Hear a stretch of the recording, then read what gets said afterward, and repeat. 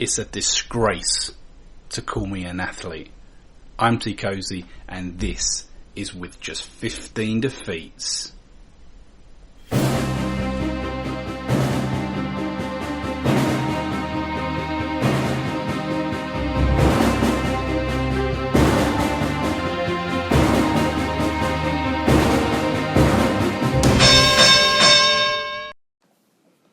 Teekosey here, back once again for another round of with just 15 defeats. And today is an exciting day because today we're going to be discussing Tyson Fury of Vladimir Klitschko 2. And the reason we're going to be discussing that is because we've had the recent press conference, and there's a few things that I noticed that are the interesting points that need to be discussed. So thanks for joining me on this video. If anything I say in this video you don't agree with, I want to hear from you. So leave a comment below, and remember to take part in the poll when it pops up on the top right hand corner. So, Tyson Fury, Vladimir Klitschko. 4 things that I noted that we can discuss. What Tyson Fury said, how Tyson Fury looked, what Vladimir Klitschko said, and Vladimir Klitschko's mental state. So first of all, what Tyson Fury said. Now, he said a lot of things. There's a lot of fun in that whole way he was introduced, the dance moves, the cheerleaders. He also had a lot of fun with what he was saying. He was very vocal, used a lot of colourful language, but the most important thing that he said was, I hate it all. I hate boxing, I hate speaking to idiots, but I'm just too fucking good at boxing to stop, and I'm making too much money.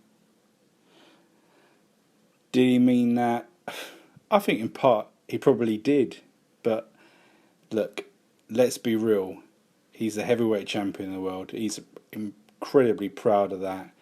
He wants to do the double over Klitschko more than anything, because he wants to cement a legacy. But he's saying this, he's saying all of this to get under the skin of Klitschko, and I think it's working. And I'm going to go into it a little bit further later on. But he had some fun. He had some fun with this. He is making a lot of money. Is he too good at boxing? He's performing to the best of his ability, and he's beaten the man that was the man. And this is the biggest fight in Klitschko's career. So that means it's the biggest fight in Fury's career. So it's a massive fight, and it's going to lead towards, I think, a much more interesting fight when they come together for the second time. Now let's just move across to how Tyson Fury looked. Now, midway through the presser, he pulled off his shirt, and he started rubbing his belly, shaking it, and telling Klitschko that he got beaten by a fat man. And that, again, it was all quite good spirits, and there was fun there. I think even Klitschko was laughing, but he has to appreciate the fact that Fury beat him. Fury beat him, and he doesn't live the lifestyle that Klitschko does. If Klitschko lifted up his shirt, you probably would have seen like a 28-pack sitting there, chiseled, ready to go, because you just know that he just lives the life. And if you look at Klitschko in his career, he's pretty much been the same way in every single fight, around the 240, 245, throughout his entire career. He's maintained the weight, which is pretty incredible considering the longevity that he's had. And even between fights, he looks in impeccable shape, which again, considering his age, is fantastic. Whereas Tyson Fury does not necessarily live that lifestyle, and that's what he alluded to. He was basically saying he'd eaten all the pies in Lancashire and he drunk all the beer, which, to be fair, probably has partied pretty hard since he won the world titles. But one thing I've noticed is that when it came to the Vladimir Klitschko fight, Tyson Fury was in the best shape of his life. The best shape of his life, because he knew what was on the line to be the world heavyweight champion. That was on the line, and he was taking it incredibly seriously. Now, if you follow Tyson throughout his career, in the early days, he was really in great shape. A lot of times he turned up, and he was particularly heavy. And throughout his career, he's been as heavy as 274, according to the stats. Whereas for the Klitschko fight, he was 247. 247. So that's a massive difference in weight. And you look at some of these other fights, he's been pretty big. I can't remember what fight it was, but he turned up to one fight in a football shirt, and he was some years back, and he was in great shape for that fight. I think it was fairly early on in his career. But even going back as a shorter time ago as 2014, where he fought Joey Abel at the Copper Box, 274. He won that fight on a TKO, but that's the heaviest he's been in his career. Now, if you look at the videos, I'm going to link to these in the description, and you just look at the body shape of Tyson in the Joey Abel fight and the Vladimir Klitschko fight.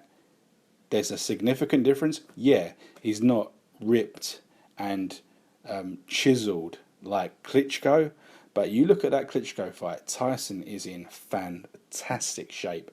And yeah, he might be weighing, I don't know, 290, 295 at the moment. It may even be 300 pounds at the moment. But let's be true, he's going to get down to the 250. Definitely going to get down for the 250 for the fight. We've got a few months. He's going to make it. The camp is going to be incredible. The only thing you've got to appreciate is that he's losing that amount of weight. Is that going to be beneficial to him? He can lose the weight. No two ways about it. Easy. The training camp that they're going to go through is going to be exceptional. And when we see the pictures of him come July, he is going to look in fantastic shape. But is losing that weight as well as the training for the fight, is that going to take something away from Tyson? We won't know. We won't know until the fight starts and the fight is over. But it's something that we had this with Ricky Hatton. He did the same. He blew up between fights. He did not live the lifestyle, but he was a champion for many years. I suppose if you've got the skills, you've got the skills.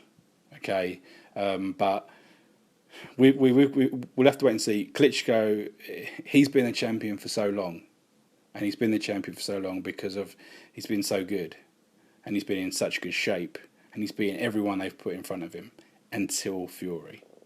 But anyway, that's what he looked like. Now, the next thing I want to talk about is what Klitschko said. Now, he said a few things. He got a bit under the collar, but he brought up the comments that Tyson Fury had said about homophobic comments, sexist comments, all that sort of thing. And he obviously did it because of this is a massive worldwide stage that the press conference is going out, and he wants to undermine Tyson. He wants to expose Tyson. He wants Tyson to be the bad guy. He's going to be the bad guy in a lot of people's eyes, but he wants the world to look down at Tyson, and he wants the boxing public to want Fury to lose. Not for the skills, not for the achievements. And this is the problem.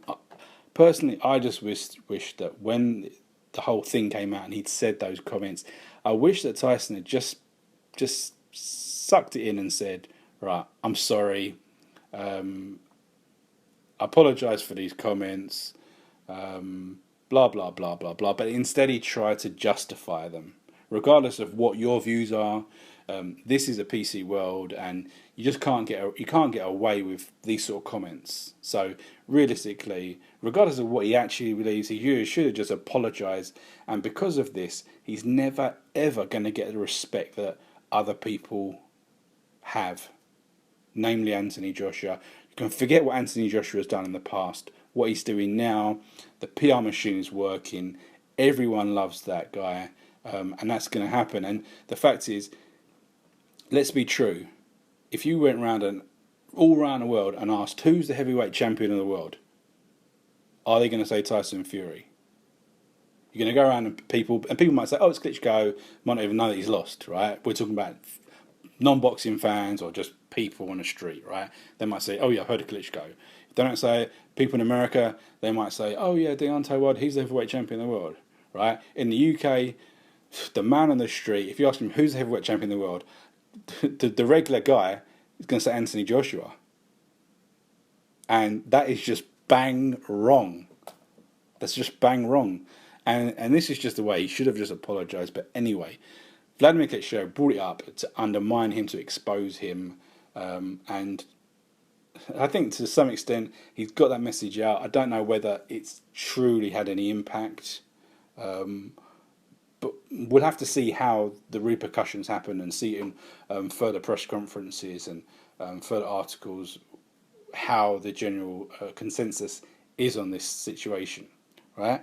So we're moving into the fourth situation, and that's Vladimir Klitschko's mental state. Now, for the first time in a very long time, Klitschko has lost a fight.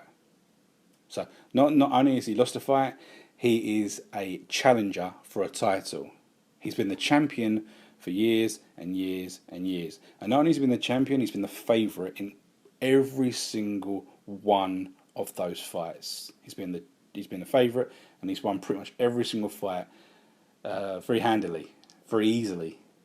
Okay, and for the first time, that isn't the case. He's not necessarily going to be the favourite. He's not the champion, and he's got to deal with that mentally, which is going to be. It must be incredibly difficult. When he lost that belt, I'm pretty sure before the fight, he was not expecting to lose that fight. He was not expecting to lose that fight. But some of the comments that he made, he said that he wasn't in the right mental state for this fight. I'm pretty sure I heard him in I can't remember what it was, whether it was in a conference or whether it was an interview afterwards. He basically admitted that he was physically there, as he always is, but mentally he wasn't there. Now, I heard some rumours about something to do with his wife and blah, blah, blah, blah, blah. So we all have, you will know how the home life can affect the work life, and boxers no different. So this may have been the case. He may not have been mentally right, and when he went into the fight, it just wasn't switched on, and Tyson was able to capitalise on that.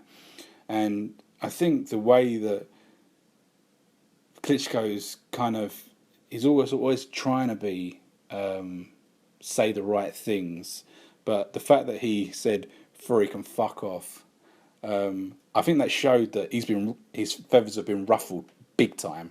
His feathers have been ruffled big time, and it's a new dawn. It's just this different situation. Klitschko's not used to being in this situation. He's used to having bold, brash opponents who say they're going to beat him, say they're going to knock him out. But because he has that underlying belief that he knows that 9 times out of 10 he's going to be able to knock them out, I don't think he lets it get to him. But this time, it is getting to him, and I think it's going to continue to get to him.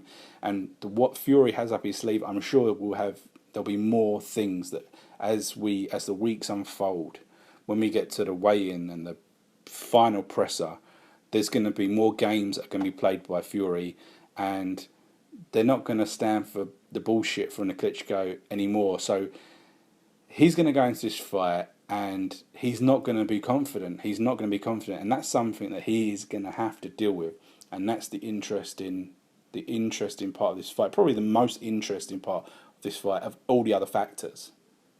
Now, I'm just going to throw this in, just because it's something I thought of this morning.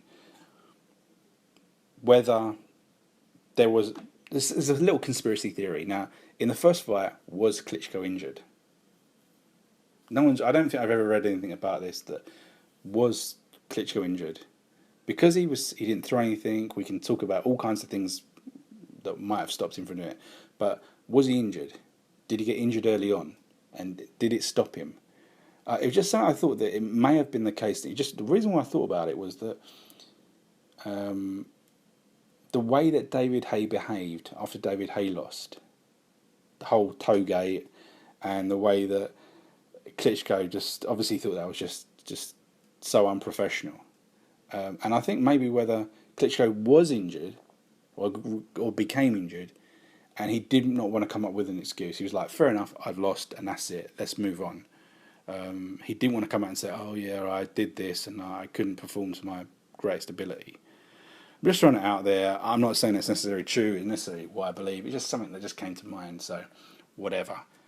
Let's hear what you think. Leave the comments below. So, anything I've said in this, do you agree? Do you disagree? I want to hear anything from you. But thanks for watching this video. And this has been With Just 15 Defeats.